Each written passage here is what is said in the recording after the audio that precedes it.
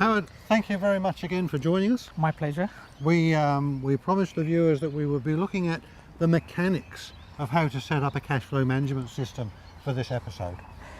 So what's the most important thing the viewers should know about setting up a cash flow management system? The most important thing is to make sure that your income from various sources, whether it's employment or part-time jobs or central link payments, are channeled into one hub, and out of that hub you then need to allocate your expenses, such as if you got all your essential expenses that makes up 30% of all your income. Yep. Is allocated into one jar.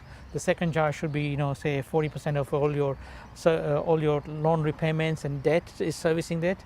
They should be in another jar. Okay. Then you should have a third jar which says you got a transport cost of say 10% or 15%. Okay, let's stop there and go back a little bit.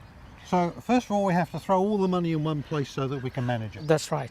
You use jars, and it's a great analogy. I talk sometimes of grandma's jars. Yes, the cash flow management is similar to that. Grandma used to get all the money from Granddad, and she used to put it in the jars on the shelf, and there was one for debt. And when she came to the last jar for, I don't know, rent, if there wasn't enough money, she said to Granddad, "Give us back your beer money, or go out and do some overtime." So there was never a problem about managing money because it was managed at the point. And that's what you hope to achieve with the cash flow management Absolutely. system, This is why I think cash flow management is now very critical, so that we can manage all the debts in the appropriate manners for all the expenses, to meet all the expenses rather than waste it all. Okay, Howard, so we've collected everything in one place. Then how do we manage from that one collection to deal with all our various financial commitments?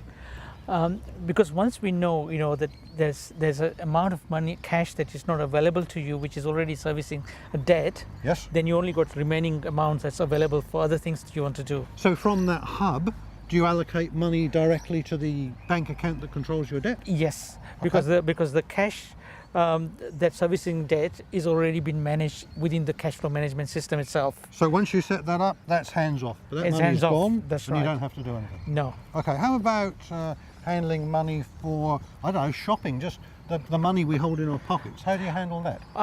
That actually is allocated, budgeted and allocated to a separate accounts. Okay, good. And they only get a set amount to spend on that, so you don't overspend it.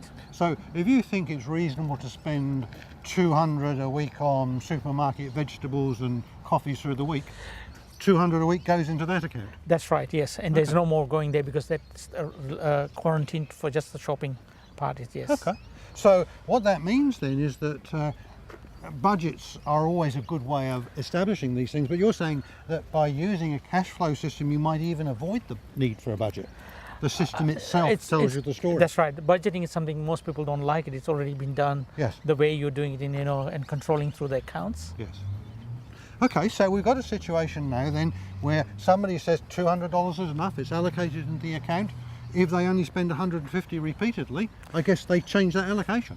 That's right. And that the $50 goes back into another jar where they're actually saving in separate accounts. Okay. And that's going for future, investment that may produce more income for them. Okay, so if they find they need $250, I suppose they either steal that from saving. That's right. And or that's yeah. Okay. If they needed 250, which is additional to what they were spending before, that means they need to now find that money from somewhere else. Yes.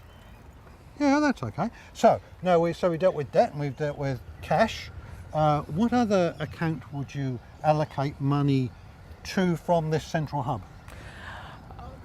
Essentially, what we're trying to do there is to control the free cash that's available after spending, on essential items and also on the servicing debt. And that free cash is so vital for future, future strategies in terms of, children's educations or Yes. buying future, investment, or even living comfortably in retirement. So they need to actually start saving for that for long-term future. Some of these things are so big. I mean, for retirement, if you were to say, I'm happy to live on, I don't know, $30,000 a year, that means that you're going to need $600,000 to do that. So that's a big ask. $600,000 is a lot of money, isn't it, really? Well, the cost of living is rising. Yes. 600,000 may not be even enough. No, indeed. By the time they retire, so they need to have a set strategy and set aside, and they may require financial advisors at directions Yeah, in accumulating this debt. Yeah, we know that financial advisors are good in helping people do this, but hopefully we're well into the second half of the show. People really should be well on the way to creating their own wealth plans now. And they should be managing themselves. Well, look, if our viewers find that they're not quite managing, seek help, because it's clear that organisation is essential, and with organisation you gain success. Absolutely, and that's what I think we need to do, and then they probably need a tool. Yeah. And to do that tool, I think there are really good software available.